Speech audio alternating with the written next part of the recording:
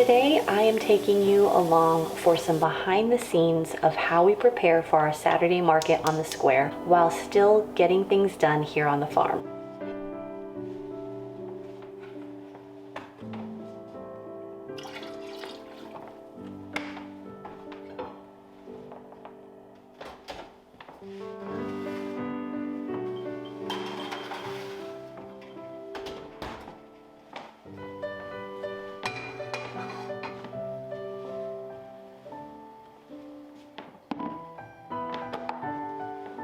When I first heard that some of our local homesteading friends were getting together and starting a farmer's market, I was really excited because we did not have anything like that, at least for organic farmers. So I wanted to help support them and be able to share some of our favorites from our farm.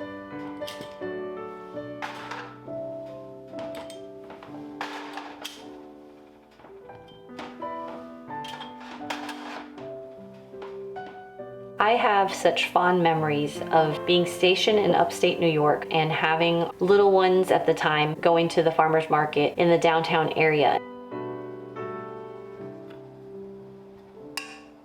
I remember thinking, I love this. There was music, there was food, there were home-baked goods, fresh produce, and fresh cut flowers. And I thought, I would love to do this one day.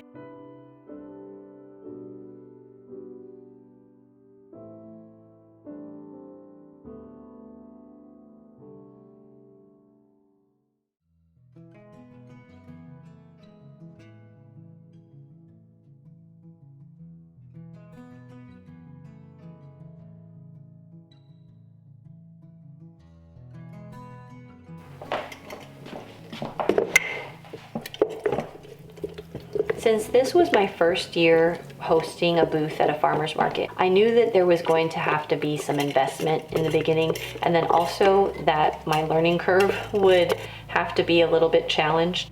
So thankfully, midway through, I felt like I started to have a rhythm, and I had like some tricks and just techniques to make it a lot easier for me to fit the extra canning as well as the extra baking for the farmer's market.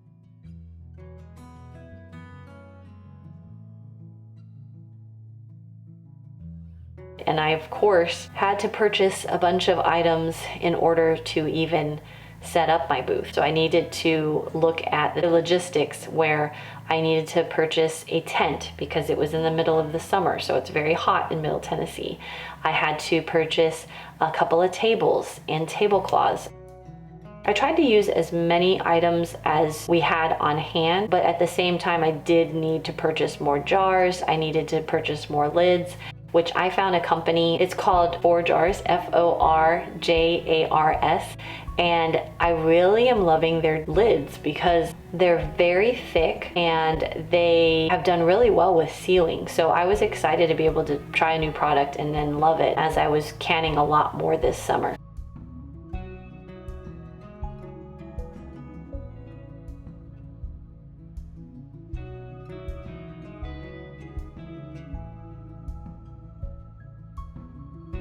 A couple of things that I really liked about this farmer's market was that, one, we didn't have to pay for the booth. So that is something to consider if you ever wanted to start a farmer's market booth. But we didn't have to pay this year, so that was great because it's just the initial year, they're not sure how well it would go with the local community. And then the other thing was that it was only 2 Saturdays a month and they were split by 1 week. It was like the second and the fourth Saturday of the month. In my mind, I thought that was doable.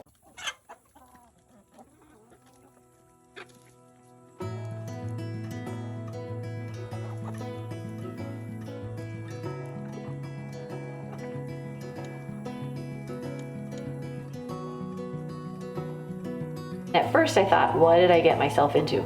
Because first off, baking in the summer, like a lot, because I was making between 16 and 22 loaves extra during the week prior to that Saturday market.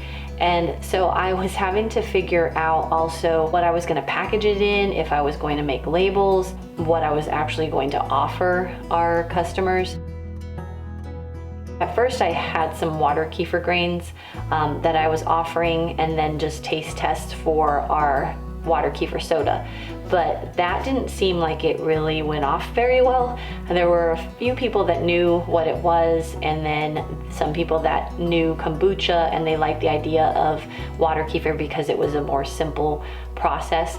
But at the same time, I didn't really sell a whole bunch of that. So I just reconsider, like, okay, what am I offering and will it sell?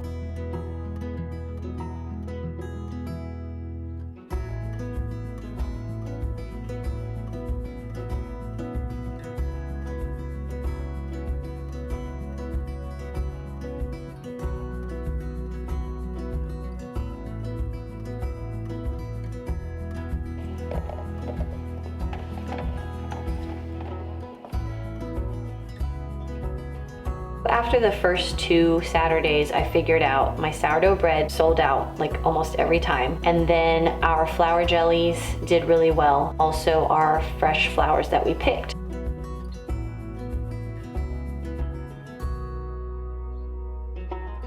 As the garden continued to grow, I was able to harvest some of our fresh veggies and sell those as well.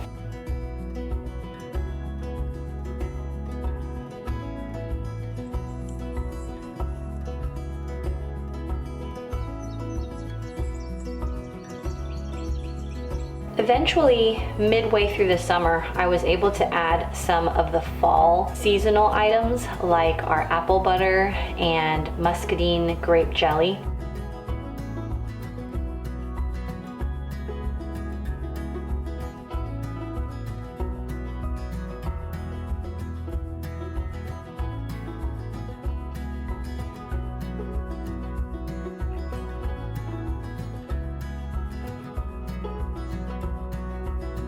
I was experimenting with our sourdough apple cider donuts and also our pumpkin scones, but we basically ran out of Saturdays to offer it to our customers.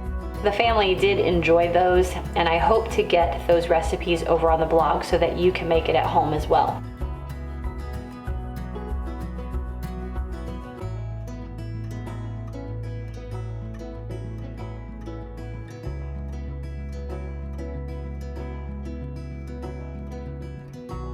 One of the things that I loved about this experience was that even though it was really busy and there were times where I questioned myself, like, why did I do this? Because we're already super busy. I saw the benefits and the blessings of being able to do something with the family, especially my children, where they helped me make different things. Like one daughter made some barn quilts. The other 2 went out to the garden and picked flowers and made the flower bouquets that we sold. And then, of course, the taste testing. They all loved being able to volunteer for that. So it really wasn't about like making a lot of money. It wasn't really about like educating the community.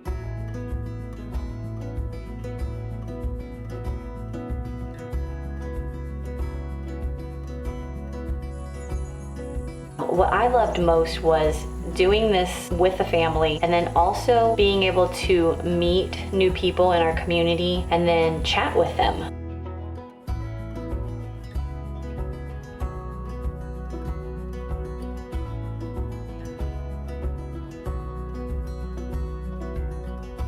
There were a lot of opportunities where we talked about our faith, our church, and the programs that they offered for the children as well as the adults.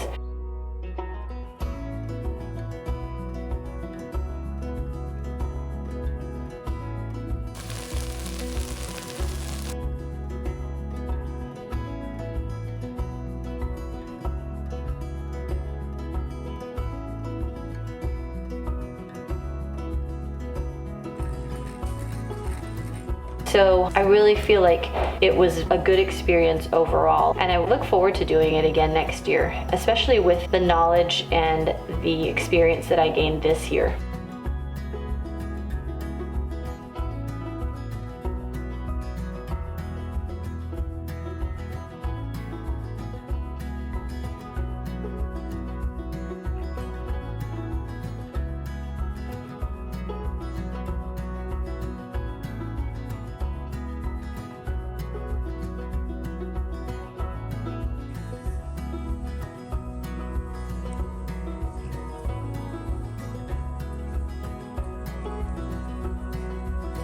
What started out as a fun idea ended up being a great opportunity to be able to serve alongside my family and just be part of our community. And I think that oftentimes with the busyness of life and the just growth in like big cities, I think that community connection, knowing your neighbor, knowing the people at your church, knowing their children, and being able to walk alongside them and hear their stories is really important, especially these days when there is not a lot of like one-on-one time in person with people. There's a lot of texting and FaceTiming and using the computer to communicate, and it's like we've lost basic skills on how to be considerate and how to use our manners and be kind and show love even if we don't agree. And I really pray that we can get more of that back.